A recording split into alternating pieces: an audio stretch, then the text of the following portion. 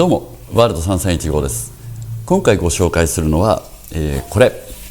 この綺麗なキラキラのタンク、これバキュームリザーバータンクって言いまして、ブレーキの対策アイテムなんです。基本的にはカムメーカーから出しているもので、ハイカムを入れました。そうしましたらなんかブレーキの効きが悪いぞとか、ブレーキブースターが重くなったって、そういった時の対策のためなんですね。それでこれでどういうふうに対策するのかって言いますと、通常はブレーキブースターのバキュームっていうのはキャブレターまたはインテークマニフォールドからホースをつないでブレーキブースターに直接つながっていると思います。ところがこれをその間に挟むことによりまして、ここのタンクの中にバキューム、要するに真空状態にしたもの、真空状態でタンクの中にバキュームを溜めておけるっていうものなんです。で、結果ハイカムとか入れてない車でも何か一つメリットがあります。これはですね、通常走っていてたまにエンストしました。その時ブレーキが重くなってパニックになると思います。そういった時にここのタンクの中にバキュームが溜まってるわけですね。でバキュームが溜まっているので一発踏めるんです。そこのところでそういった安全装置として使われてもいいと思うアイテムなんですね。ついてた方がいいんですけども、ただこれ結構つけるのに場所食います。通常はだいたい黒いやつなんですけど、今回このクロームメッキされてるやつをご紹介してます。こんなものをだいたいエンジンルーム内もうパンパンだから無理だよ。これエンジンルームじゃなくても大丈夫です。例えばフェンダーの中ですとかフロントバンパー付近ですとか、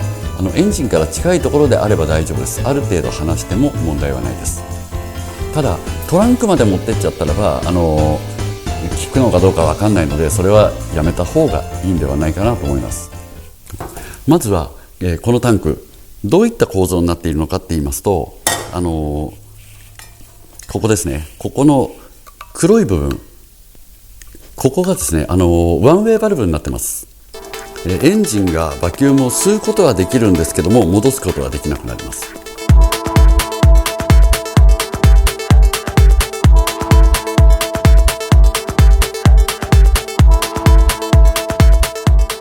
このタンクですね、付属するものはこちらです。まずは、グロメットとワンウェイバルブ、その隣が真鍮のニップル、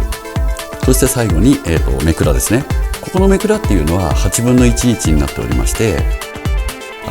バキューム系つけられるんですね。そうするとどのぐらいバキュームがあるのか、エンジンルーム内につけてるとエンジンルーム内見てないと分かんないんですけど、例えばそれがホースでずっと車内に持ってこれるようなバキュームゲージでありましたら、常時このタンクの中にはどのぐらいのバキュームが溜まってるかっていうのが車内で追加メーターとして確認することもできます。